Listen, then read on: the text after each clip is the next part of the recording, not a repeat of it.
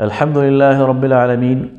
والصلاة والسلام علی سید الانبیاء والمرسلین وعلی آلہ وصحبہ اجمعین۔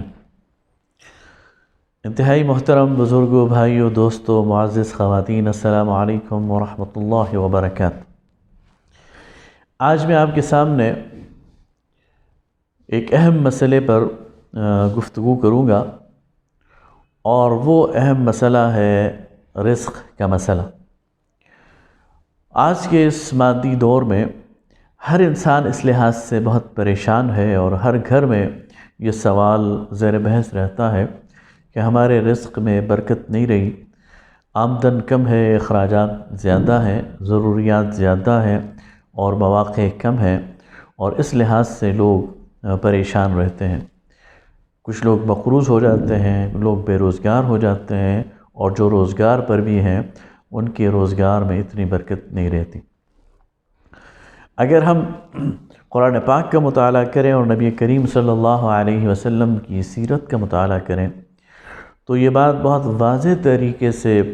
وہاں سے ہمیں ملتی ہے کہ رزق کی ساری کنجیاں وہ اللہ رب العالمین کے پاس ہیں۔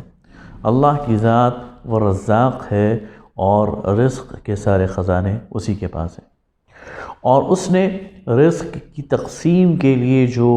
عوامل اور جو اصول مقرر کیے ہیں وہ قرآن پاک میں اللہ تعالیٰ نے بیان کر دیے ہیں، اور نبی کریم صلی اللہ علیہ وسلم نے سنت میں ان کو بیان کر دیا۔ اگر ہم قرآن اور سنت کا اس لحاظ سے اور اس نقطہ نظر سے مطالعہ کریں، اس پہلو سے مطالعہ کریں، تو ہمیں نظر آتا ہے کہ 5 ایسے اعمال ہیں کہ اگر ان کو کیا جائے اور تسلسل سے کیا جائے تو اللہ تعالیٰ رزق میں فراوانی عطا کر دیتے ہیں، اور رزق کے حوالے سے تمام پریشانیوں کو ختم کر دیتے ہیں۔ سب سے پہلی چیز قرآن پاک سے جو پتہ چلتی ہے وہ سورہ طلاق میں اللہ تعالیٰ فرماتا ہے کہ اعوذ باللہ من الشیطان الرجیم، بسم اللہ الرحمن الرحیم، من یتق اللہ یجعل له مخرجا وَيَرْزُقْهُ مِنْ حَيْثُ لَا يَحْتَسِبُ۔ جو اللہ تعالیٰ کا تقوی اختیار کرے گا، اللہ تعالیٰ اس کے لیے راستے خود کھولے گا، اور اس کو ایسے ذرائع سے رزق عطا فرمائے گا کہ جو اس کے وہم و گمان میں بھی نہیں ہوں گے۔ گویا اللہ تعالیٰ نے رزق کو تقوی سے مشروط کر دیا ہے۔ اب سوال یہ پیدا ہوتا ہے کہ تقوی کیا ہے؟ تو تقوی کی سادی اور سیدھی ڈیفینیشن اور تعریف یہ ہے کہ انسان پرہیزگاری کی زندگی اختیار کرے، اللہ تعالیٰ کی نافرمانی سے بچے، اور اللہ تعالیٰ کے عائد کردہ فرائض کا پابند، اور اس کا اللہ تعالیٰ کے فرائض کو پورا کرنے والا، یعنی ایک محتاط زندگی گزارنے والا، اللہ سے ڈرنے والا، اللہ تعالیٰ نے جن چیزوں کو حرام قرار دیا ہے ان سے حد الامکان بچنے والا، اور اللہ تعالیٰ نے جو احکامات دیے ہیں ان پر عمل کرنے والا جو شخص ہے وہ متقی ہے، اور ایسے شخص کے لیے اللہ تعالیٰ نے یہ بشارت دی ہے کہ اس کو کسی بند گلی میں داخل نہیں ہونے دے گا، اس کے راستے وہ خود کھولے گا، اور اس کے لیے رزق وہاں سے فراہم کرے گا کہ اس کے وہم و گمان میں بھی نہیں ہوگا۔ اور ظاہر ہے کہ اللہ کا وعدہ ہے تو اس پر پورا اعتماد ہونا چاہیے، اور پورے اخلاص اور خلوص کے ساتھ حرمات سے دور رہنا چاہیے، حرمتوں سے دور رہنا چاہیے، حرام کاموں سے دور رہنا چاہیے، اور اللہ کے عائد کردہ فرائض کو پورا کرنا چاہیے۔ دوسری بات، قرآن پاک میں دوسرا عمل جو رزق کی وسعت کا باعث بن سکتا ہے، اللہ رب العالمین نے اسے استغفار قرار دیا۔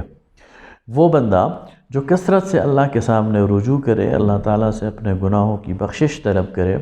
اس کے بارے میں اللہ رب العالمین نے قرآن پاک میں جگہ جگہ یہ خوشخبری سنائی۔ حضرت نوح علیہ السلام کی زبانی سورہ نوح میں یہ خوشخبری سنائی کہ فَقُلْتُ اسْتَغْفِرُوا رَبَّكُمْ إِنَّهُ كَانَ غَفَّارًا۔ میں نے کہا کہ اپنے رب سے استغفار کرو، وہ بہت زیادہ بخشنے والا ہے۔ يُرْسِلِ السَّمَاءَ عَلَيْكُمْ مِدْرَارًا، وہ آسمان سے تم پر بارش برسائے گا۔ وَيُمْدِدْكُمْ بِأَمْوَالٍ وَبَنِينَ، اور تمہاری مدد کرے گا تمہیں مال دے کر اور تمہیں اولاد دے کر۔ وَيَجْعَلْ لَكُمْ جَنَّاتٍ، اور تمہارے لیے باغات اگائے گا۔ وَيَجْعَلْ لَكُمْ أَنْهَارًا، اور تمہارے لیے نہریں جاری کرے گا۔ اب آپ دیکھیے کہ یہ ساری چیزیں دنیاوی ہیں، استغفار کا ایک فائدہ تو اخروی بھی ہے کہ اللہ رب العالمین قیامت کے دن ہمارے گناہوں کو بخش دے گا اور ہم سے راضی ہو جائے گا اور ہمیں جنت میں داخل کر دے گا، لیکن یہاں جتنی باتیں کی گئی ہیں وہ ساری کی ساری دنیاوی ہیں۔ گویا استغفار کے نتیجے میں اللہ رب العالمین آسمان سے بارش نازل کرتا ہے، استغفار کے نتیجے میں اس زمین کی رویدگی ہے، استغفار کے نتیجے میں اللہ رب العالمین مال کی فراوانی عطا کرتا ہے، استغفار کے نتیجے میں اللہ تعالیٰ اولاد کی فراوانی عطا کرتا ہے، پھر اولاد میں برکت دیتا ہے، ان کی صلاحیتوں میں، ان کی عمر میں، ان کے رزق میں برکت دیتا ہے، پھر استغفار کے نتیجے میں اللہ تعالیٰ وہ کھیتیوں کو سرسبز و شاداب کرتا ہے اور اللہ تعالیٰ دنیا کے رزق کے جو دروازے ہیں وہ کھولتا ہے۔ حضرت عمر رضی اللہ تعالیٰ عنہ کے دور میں ایک دفعہ قحط پڑ گیا تو لوگوں نے آپ سے کہا کہ ہمیں نماز پڑھائیے، نماز استسقاء۔ تو حضرت عمر رضی اللہ تعالیٰ عنہ نے سارے لوگوں کو ایک میدان میں جمع کیا اور کثرت سے استغفار کر کے منتشر کر دیا۔ لوگوں نے کہا آپ نے نماز نہیں پڑھائی، آپ نے فرمایا کہ میں نے وہ دروازے کھٹکھٹائے ہیں جہاں سے بارش نازل ہوتی ہے، اور پھر سورہ نو کی یہ آیت پڑھی۔ گویا وہ فرد جو کثرت سے استغفار کرتا ہے، یہ تجربہ ہے کہ اللہ رب العالمین اسے اس دنیا کے اندر پھر تنگی میں مبتلا نہیں کرتا اور کسی قسم کی رزق کی آزمائش میں نہیں لے کے آتا۔ تیسرا اصول جو قرآن پاک ہمیں بتاتا ہے وہ شکر کا ہے۔ اللہ تعالیٰ نے ہر انسان کو جو نعمتیں دی ہیں، ان نعمتوں پر انسان جتنا شکر ادا کرے گا اللہ تعالیٰ ان نعمتوں میں اضافہ کرے گا۔ سورہ ابراہیم میں فرمایا لَإِن شَكَرْتُمْ لَأَزِيدَنَّكُمْ، اگر تم شکر گزاری کا رویہ اختیار کرو گے میں تمہاری نعمتوں میں اضافہ کروں گا۔ وَلَئِن كَفَرْتُمْ إِنَّ عَذَابِي لَشَدِيدٌ، اور اگر تم ناشکری کرو گے تو یاد رکھو کہ میرا عذاب بڑا ہی شدید ہے۔ گویا جو نعمتیں حاصل ہیں ان کا ادراک، ان کو سمجھنا کہ اللہ تعالیٰ کی طرف سے، دیکھیں صحت اللہ نے دی ہے تو یہ بہت بڑی نعمت ہے، اولاد اللہ تعالیٰ نے دی ہے تو یہ بہت بڑی نعمت ہے، عافیت اللہ تعالیٰ نے دی ہے تو یہ بہت بڑی نعمت ہے، اللہ تعالیٰ نے فراغت دی ہے تو یہ بہت بڑی نعمت ہے، اللہ تعالیٰ نے رہنے کو ٹھکانہ دیا ہے تو یہ بہت بڑی نعمت ہے، اللہ تعالیٰ اگر 2 وقت کا کھانا اور روٹی دے رہا ہے تو یہ بہت بڑی نعمت ہے۔ تو اگر ہم سوچیں تو ہزار نعمتیں ایسی ہیں جن پر ہم غور نہیں کرتے اور ان کا شکر ادا نہیں کرتے، جن میں سے ہر ایک نعمت یہ بجائے خود شکر کا متقاضی ہے۔ اسی لیے ایک حدیث میں آتا ہے کہ جو ابن آدم صبح رات گزار کر صبح کرتا ہے، آنکھ کھولتا ہے تو اس کے جسم کے 360 جوڑ ہیں اور ہر ایک جوڑ پر اس پر شکر واجب ہو جاتا ہے، اور سبحان اللہ کہنا بھی صدقہ ہے اور یہ شکر کا ایک ذریعہ ہے، اور الحمدللہ کہنا بھی صدقہ ہے اور یہ بھی شکر ادا کرنے کا ایک ذریعہ ہے۔ تو گویا یہ جو جسم ہے میں اس کا شکر بھی شاید ادا نہیں کر سکتا، یہ جو اللہ تعالیٰ نے قوتیں دی ہیں، جو بصارت دی ہے، جو سماعت دی ہے، اس کا بھی شاید شکر ادا نہ کر سکوں۔ پھر اللہ تعالیٰ نے جو اولاد دی ہے، جو خاندان دیا ہے، جو فیملی دی ہے، ہر ایک چیز اتنی وسیع ہے کہ اس کا شکر ادا نہیں کیا جا سکتا۔ تو انسان کو شکر گزار بندہ بننا چاہیے، اور جو انسان جتنا شکر گزار ہوگا وہ اتنا ہی مطمئن ہوگا، وہ اتنا ہی عافیت سے ہوگا اور اس کے رزق میں اتنا ہی اضافہ ہوگا۔ چوتھی چیز وہ ہے صلہ رحمی۔ حدیث میں آتا ہے کہ نبی کریم صلی اللہ علیہ وسلم نے فرمایا، اور حضرت انس بن مالک رضی اللہ تعالیٰ عنہ اس کے راوی ہیں، کہ جو شخص چاہتا ہے کہ اس کے رزق میں اضافہ ہو اور اس کے عمر میں اضافہ ہو تو اسے چاہیے کہ وہ صلہ رحمی کرے۔ یہ صلہ رحمی کیا ہے؟ والدین کے ساتھ حسن سلوک، ماں کے ساتھ حسن سلوک، والد کے ساتھ حسن سلوک، اپنے رشتہ داروں کے ساتھ حسن سلوک، اپنے چچاؤں ماموں کے ساتھ، اپنے چچا زاد، ماموں زاد، خالہ زاد، تمام جو رشتہ دار ہیں ان کے ساتھ حسن سلوک، ان کی ضروریات کا خیال رکھنا، جب وہ بیمار ہو جائیں ان کی تیمارداری کرنا، ان کی خدمت کرنا،